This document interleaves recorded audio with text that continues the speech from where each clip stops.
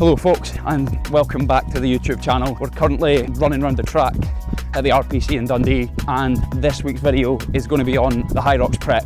So it's Thursday the 6th, and we're 1 week out from Glasgow Hyrox. I'm running solos on Thursday morning. The preparation has been pretty solid all the way up until this week, where I got ill, the wee man's not sleeping, I feel like a bag of shit. I've had to adjust all my training for the past few days, got beat in a cup final, and everything just went downhill from there. They ask you how you are, you just have to say that you're fine when you're not really fine, but you just can't get... Not throwing in the towel, just going to need to make some adjustments. There's not going to be any more hard sessions until Thursday, and I'm going to just get on with it. So today was meant to be a 10k threshold attempt where I was going to try and run at the predicted pace that I was going to be running my Hyrox splits at, but it's had to turn into a bit more of a recovery run. It's going to be somewhere around about 8k, just running a nice easy pace around the track. So in the video, I'm going to be talking about race strategy, race preparation, what a taper actually is and why it matters. So stay tuned. So what is a taper? A taper is a strategical, thought out lowering of training volume in the days or weeks before your event. That could be a Hyrox, that could be a running event, that could be a powerlifting meet, that could be a PB attempt. You're strategically going to drop the volume of your training so that you can do what I would describe as super compensate for the event and see anywhere up to a 3% increase in physical performance if the taper is successful and it's well thought out and you commit well to it. In my circumstance, a taper is going to be for Hyrox. It's going to be for making sure that I'm best prepared for the race on the day. I've recovered well. All the training that I've done to this point is maxed out. I'm not going to get any stronger. I'm not going to get any faster. So what I need to do is I need to taper, aka rest, recover, and drop my training volume to make sure that I'm good to go. What does that look like? Well, it looks like less volume, probably less time in the gym. I won't be sending it, I won't be doing any really fast running. I won't be looking for any PBs. And what that's going to allow my body to do is adapt from all the training that I've given it up to this date. Yeah, there is a small issue that I'm feeling a little bit ill this week, a little bit tired. So it might not be doing exactly what I want it to do, but it will be doing there or thereabouts. Hopefully it plays its role and I feel pretty good by Thursday, and I can go in and try and get a pretty good time, the time that I want anyway. So we've talked a little bit about how to taper for a race. We obviously drop volume, keep intensity the same or relatively high, and we hope that our body will recover, you'll feel better, and you're going to feel primed for race day. Obviously the training is a massively important part of it, but there are other factors that allow you to be prepared and in the best position possible come race day. So a couple of things I think about when I'm prepping for Hyrox race day. One of them is my nutrition, is understanding what I should be doing with my food in the days coming up to Hyrox. The week before, 2 weeks before, 3 weeks before. Now, 3 or 2 weeks before, nothing really changes. I'm not doing anything differently. But there's one thing that I'm definitely not doing, and it's dropping myself into a major calorie deficit. We want glycogen stores, or carbohydrate stores, to be as full as they can be without putting on like copious amounts of weight. Like, we don't want to be in a massive calorie surplus so that we turn up on race day 5 kilograms heavier than what we planned. We want to make sure that the carbohydrate stores are full, and we should maybe be thinking about pushing calories up a little bit higher, maybe 1 to 2 weeks out before the event.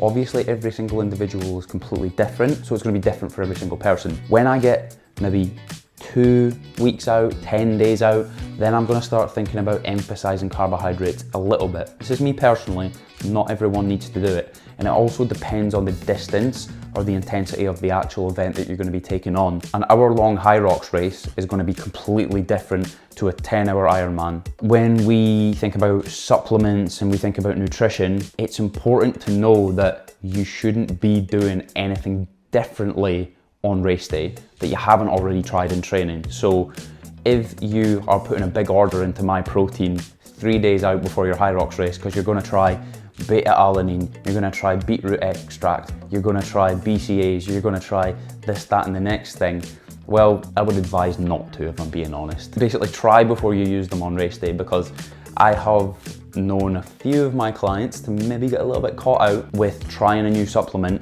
It could have been a caffeinated supplement, or it could have been beta-alanine. What happened to a few of them was that they found that their heart rate went through the roof with this caffeinated supplement that they hadn't tried in training because their body wasn't used to that amount of caffeine. And what happened to them is they ended up with cramp, or they ended up with their heart rate spiking super high, and it really upset their race. Unless you have tried it in training or tried it with a practice run of a Hyrox simulation or a practice half marathon, then please do not try it on race day. If you want to try a new supplement, wait till the next time. Try it in your training block and then go from there. Now, you'll have heard of the elusive carb load that everyone seems to talk about now. So the carb load is typically relevant for almost every single event or sport, and it can benefit you to have your glycogen stores as full and as stacked up as you need them to be. However, as I said before, depends on the distance of the event, depends on the intensity of it. For me, going into Hyrox, I will not think about really pushing carbohydrates that much higher until I am 1 to 2 days out from the event. So I'm competing on Thursday morning, and there's every chance that it could be 8 AM that I actually start. I will increase carbohydrates on Wednesday night quite considerably to make sure that I am fully stacked and ready,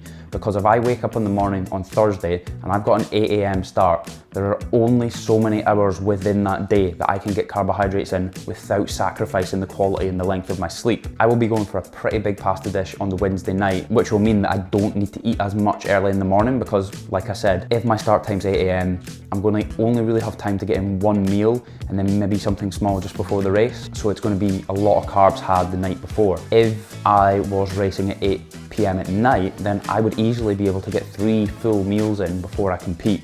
So it's a completely different story. You've just got to consider, have I had enough carbohydrate and have I fully fueled myself enough? Again, same idea with the supplements. Don't try new foods on race day. Don't try new supplements. Don't try new caffeinated drinks. Don't do anything majorly differently than what you would usually do on any other given training day. Your body and your gut likes consistency. It likes to understand what's happening. Ask my friend Lewis what happened to him at his first Hyrox in Birmingham when he had an extra coffee that he wouldn't have usually had. Might have just had to take a toilet break at a pretty crucial time, part of the way through the Hyrox. Whoops. Now, what you wear for Hyrox potentially matters. The shoes are a big thing, like we've spoken about in previous videos. The shoes that you wear for running, the shoes that you wear for Hyrox are pretty important in the grand scheme of things. We've got to consider things like grip, speed, comfort, aesthetics, looking good while you run as well. Possibly the least important thing out of the lot. I've tried various different things for Hyrox. I've tried On Clouds, I've tried Pumas, I've tried Nike. I've currently landed with the Nike Vaporflies. These lack stability because they're a super shoe with a carbon plate. However, they definitely make up for it in terms of speed, and because I'm running at open weights, which aren't as heavy as the pro weights, I can get away with this trainer with walking lunges and the wall balls. However, if I step up to pro weights, I don't think I'll get away with these trainers as much because of the weight of the sleds and the weight of the wall balls and the weight of the lunges. A lot of people are really love the Pumas, Nitro DV83s. You get the elite version or you get the normal version. Another couple of things to consider as well is what you're wearing on your arse. We all know you're not going to be wearing anything on your top because your top's going to be off, so we don't even need to be concerned about that. But we need to worry about what we wear on the bottom. These shorts here have an inner layer. Now you can just buy an inner layer of like Under Armour shorts, kind of like these Gymshark ones, which have seen more sweaty balls than I've had hot dinners. Sweaty balls, that makes it seem as though other people's sweaty balls have been in these shorts as well, which is not entirely true. Only my sweaty balls. I'm not sure if this part will make the YouTube. These nuts. Got him! So I wear these underneath to stop chafing. If you've got thunder thighs like me, then chafing is a problem. And if you wear these, chafing is no longer a problem. Your socks can also be an issue. Let's see if we've got any socks. Also, hats. If you've got a terrible receding hairline like mine's, and the wind from the speed of running is going to affect that, plonk a hat on, and you will no longer need to worry about that receding hairline. But that just might be an insecurity of me and not many other people's. Yes, socks, like I talked about, you want to have something that's got a bit of grip towards your shoe. Sometimes people like wearing grip socks or normal socks, whatever feels comfortable for you. I personally like to wear a sweatband on my hand. Reason being is that there are particular exercises like the sled and the wall balls which can be affected by your hand grip. Say you wipe your head, you've got sweat on your hands, you've got to try to pick up the wall ball, can be a bit of an inconvenience. So getting a sweatband, just even one single sweatband, can be quite helpful. to do that wipe. There's chalk kicking about on the race and stuff like that as well, so that would help. And then we've got race strategy. What's your strategy for the day? How are you going to approach it? What time are you looking for? What split time are you looking for? How fast or how slow are you going to go on the stations? What's your technique? Like, there's a lot of stuff that goes into Hyrox race day. But on the flip side of that, I do think a lot of people can overthink it. So I feel like I'm pretty well versed in Hyrox. I've done 4 Hyrox. They've all been doubles. I've not done a singles yet though. This is my first singles. It's a little bit of a different ball game to doubles, so the strategy is going to be different. It's my first time.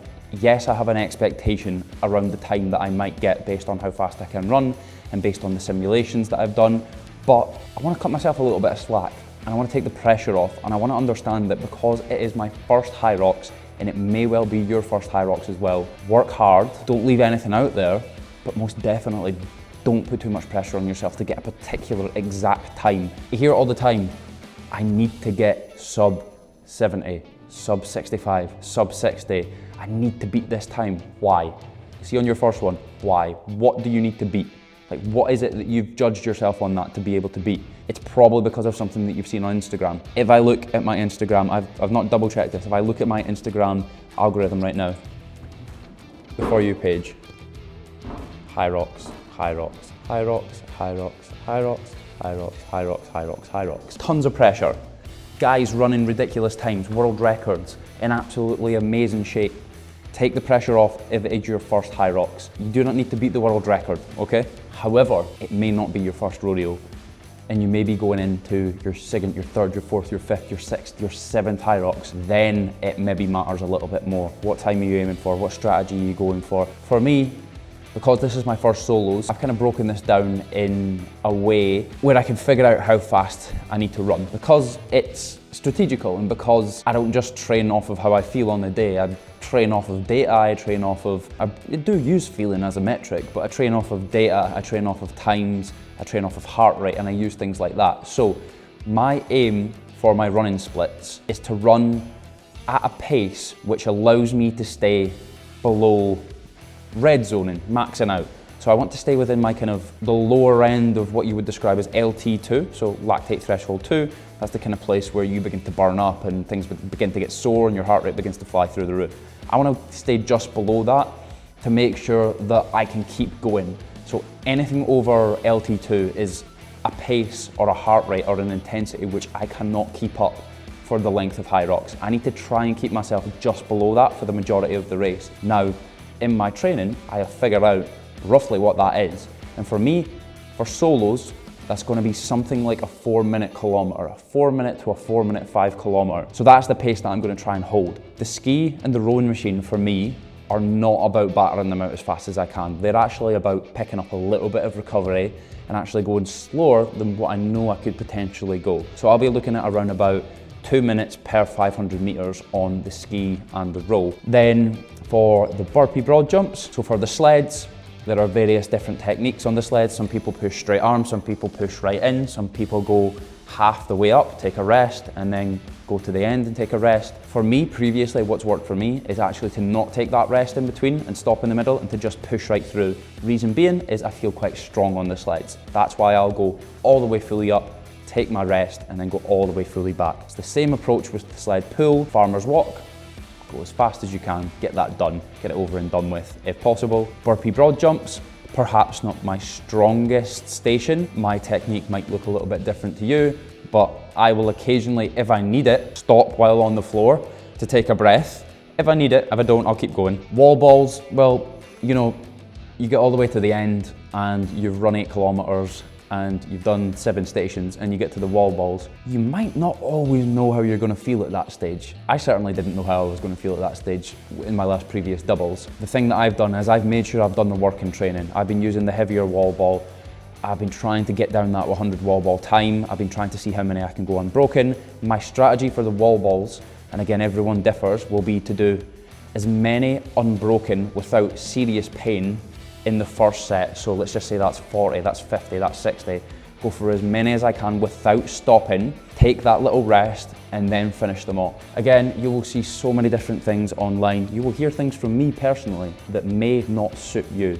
They may have no relevance to your training, no relevance to what it is that you're going to do in your next Hyrox, This is simply me just explaining how I work things. You may find that the next Hyrox that I do, things will look completely different because it's an ever-evolving sport. The thoughts and the techniques and the strategies in my head are ever evolving.